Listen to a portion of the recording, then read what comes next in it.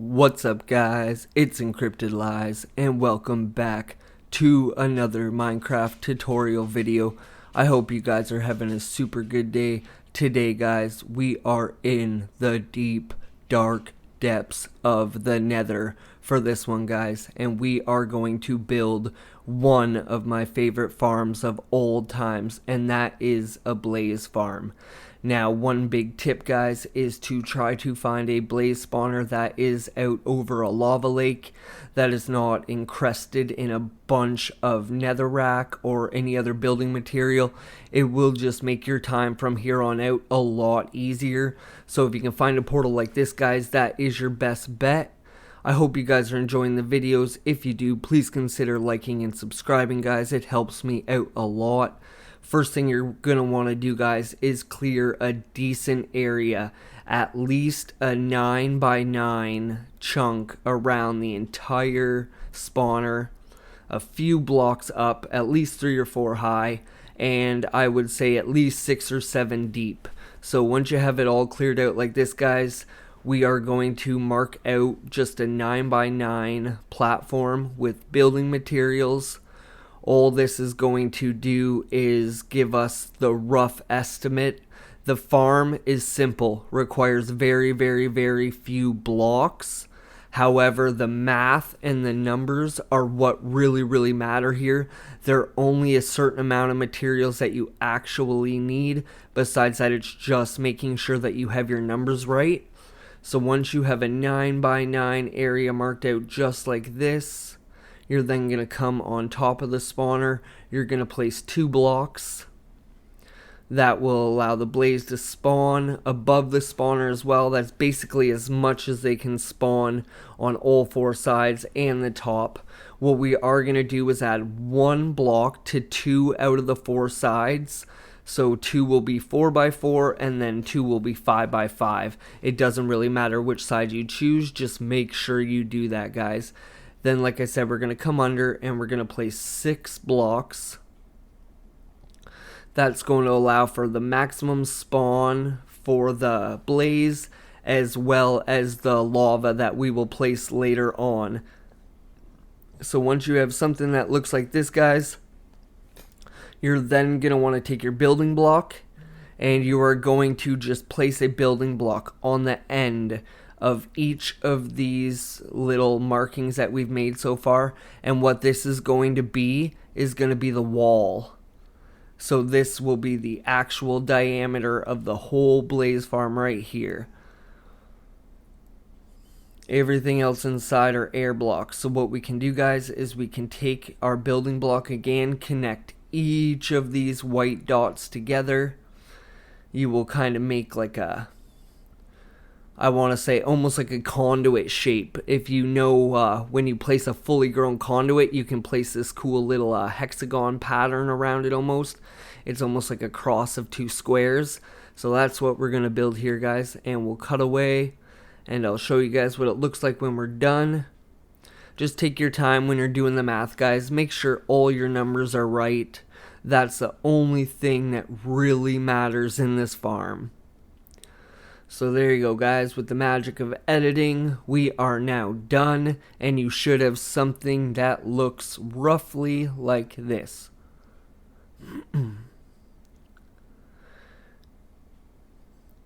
Next guys, take your building blocks, and we are just going to fill in everything we just marked out in the white building blocks, whatever building blocks you guys used, but I always go with white. I don't use quartz, don't get me wrong, but I always use some kind of like white building block in the nether. It stands out so much. So you're going to fill it in guys just like this, and again I will probably cut away.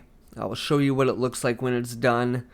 Feel free to do what I end up doing, and that is using glass for the front.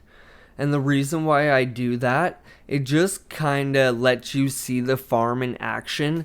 Even after all the years of playing Minecraft, I still really enjoy like seeing the farms work. You don't have to use glass if you don't have it or you don't want to. It's just like a preference. But yeah, I really like going with glass at the front. So there you go guys, you have a big box. The rest of the steps are basically going to involve you drinking a lot of fire resistance potions if you're building this in survival. But what you're going to do, chug a potion, guys, place a lava bucket in each of the 4 corners. And here is when you're going to know if you've done it right. If everything works out, you should be left with a 4-block square just off to the side of that pillar that we placed down. Now is a good time to remove all these space blocks. As I said, guys, they were basically just guidelines to make sure that we had all the numbers right. So you can go ahead, you can break those blocks, leave 2 blocks above the spawner so that the blaze don't get stuck. I did forget to do it in this video, guys. Next, you are going to punch out these 4 blocks. We're going to actually dive under, and you're going to take your building block, and we're going to build 1 extra block just around this square here. You don't have to fill in the corners. You actually don't want to fill in the corners because you'll see in a little bit it's kind of how you end up getting to the blaze. Next, guys, come under. You're going to take a slab. Whatever slab you want. Here, let's see. Quartz slab, because we're rich in tutorials. Yeah. Quartz, because we're rich. Here we go. And you are going to place a slab where we just place that little wall around the hole. And that will let you see the blaze, but not let the blaze see you, guys. And that's important. Now you're going to punch it 1 block lower than what we had. And just beside those blocks we place, you're going to place chests. And right directly under that 4-block section that we punched out is where the hoppers are going to sit. Now I did surround it in a little bit of a floor and wall just to keep myself safe. Place 4 soul sand on top of the hoppers, guys, and this is a little tricky to do, but you have to get, I don't know why it won't let me crouch. You have to get 4 vines. There we go. Let me do it that time. 4 vines on that side, and we'll come back around here. We'll place 4 vines on this side, and that's going to help with entity cramming, guys. Kind of super important. But look, we are getting there. Basically, the farm is active now. Like, it would work. There's nothing else you really need to do. As I said, I kind of built a little bit of a room around the bottom area where we're going to kill the blaze, because if you don't mob proof the whole farm, then they're just going to be shooting you while you're trying to grind the mobs. So make sure you build some kind of a room, guys. In a further tutorial, I'll show you guys how to connect like a super smelter to this, and I'll show you guys how to bring an enchanting setup and stuff down. So make sure when you're doing this, so you do have like looting 3, sweeping edge 3, sharpness, like a really decent sword, guys.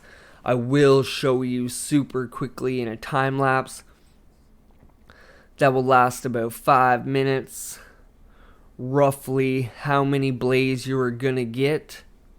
One thing, guys, like I said, I like glass. I like to make it look like it's presentable. I like to see the blaze. So this is totally just cosmetic, guys, but I usually go around and just separate the 2 building blocks with another little bit of glass.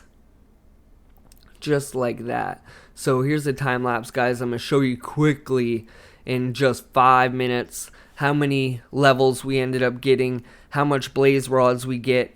On average, guys, this farm will produce about 5,000 XP an hour, along with 1,000 blaze rods. So for any single player world, guys, this is going to be way more than enough experience and way more than enough fuel to run super smelters and repair any tools or anything that you're going to need to do. So that's why this is kind of my go-to farm.